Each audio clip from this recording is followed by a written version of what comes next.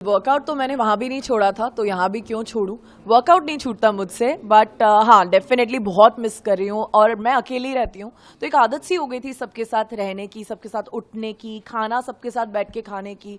तो I think वो सब मैं बहुत मिस कर रही हूँ। बट ठीक है, life goes on, back to my routine and लग गई हूँ बस आते ही काम पे। डेफिनेटली लाइक बाहर आके खुशी तो बहुत हुई, क्योंकि अंदर जब मैं थी मैं काफ़ी लो फील कर रही थी पहले दिन से ही। कुछ भी ऐसा लग रहा था मेरे फेवर में ही नहीं हो रहा।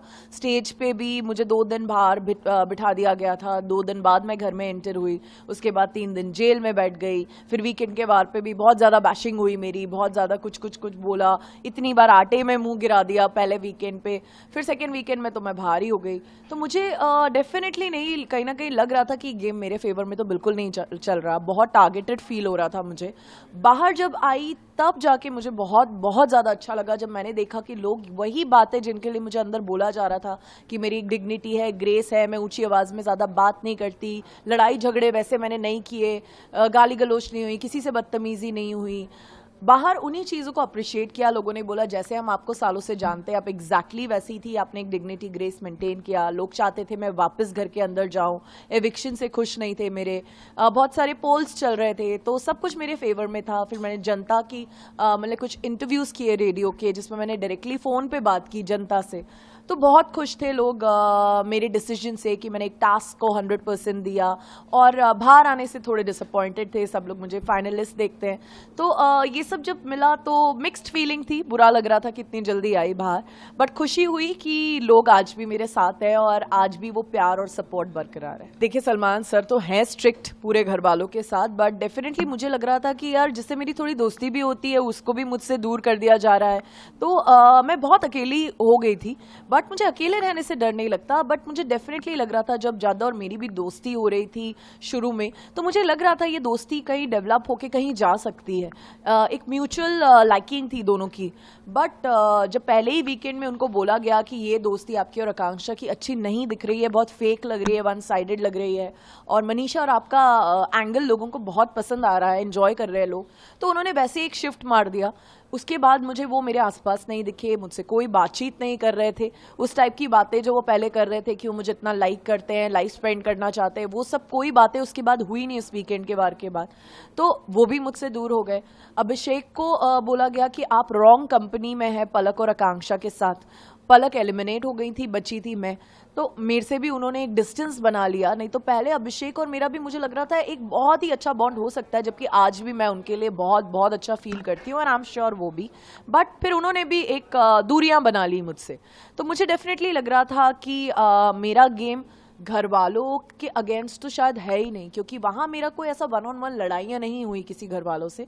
बट चीज़ें मेरे फेवर में गेम में नहीं जा रही थी। टेलीकास्ट क्यों किया गया, इतना प्रमोट क्यों किया गया? डेफिनेटली मैं भी यही बोलना चाहूँगी कि अगर गलत था, क्योंकि एक जज का इंसिडेंट हुआ था जब उन्होंने पैंट्स नीचे की थी, वो कहीं भी टेलीकास्ट में ऐसा है नहीं, ब्लर है, जितना है वो भी ब्लर है, इतना दिखाया नहीं गया उस चीज़ को ना। उसके बारे में मैंने कहीं पे कुछ पढ़ा या कोई स्क्रीनशॉट देखा या प्रोमो देखा या थंबनेल देखा, तो उस चीज़ को जब वो गलत उन्हें लगी तो उन्होंने बिल्कुल अच्छे से उसको हटा दी, जनता को नहीं दिखाई।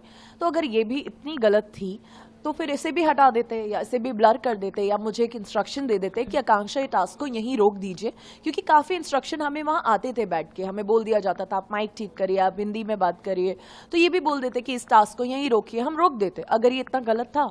तो ये बातें मुझे सच में बिल्कुल समझ नहीं आई। मैंने तो अपना 100% दिया टास्क को, और आगे भी देती, और मैंने उसमें और भी टास्क मिले मुझे, उसमें भी दिया। मैंने सारे टास्क अपनी टीम के लिए जीते।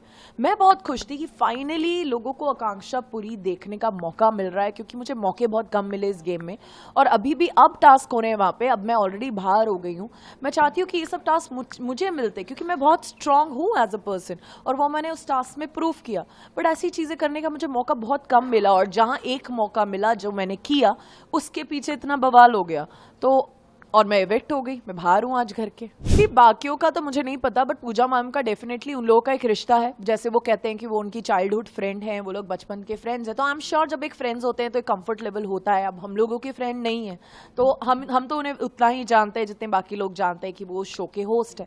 तो आई थिंक वो डेफिनेटली एक उनके पास एडवांटेज है पूजा मैम का। प्लस वो इंडस्ट्री में है इतने सालों से as a director, as a producer, and Pooja Bhatt ma'am को सब जानते हैं और सलमान सर उनके क्लोज हैं, तो डेफिनेटली उनसे जब वो बात करते हैं तो एक अलग तरीका डेफिनेटली होता है, क्योंकि वो अपने दोस्त से भी बात कर रहे होते हैं। तो ये तो डेफिनेटली सबको ही फील होता है, हर एक कंटेस्टेंट को वहाँ पे।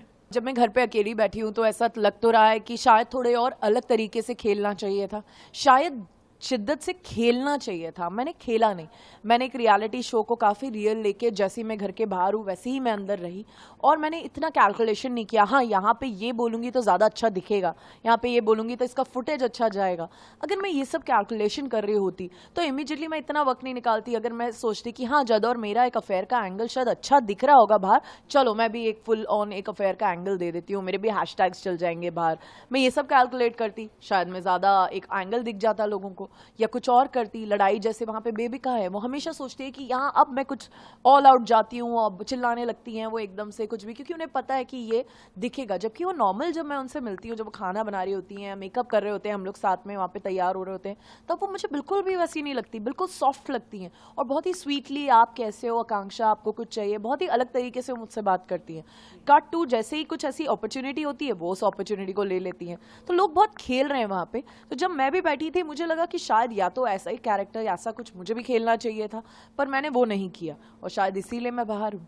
बस फैंस को यार थैंक यू बोलना चाहती हूँ, और मैंने बाहर आके आपके सारे मैसेजेस देखे, सब कुछ पढ़ा, बहुत खुश हूँ मैं कि आपने मुझे इतना सपोर्ट किया।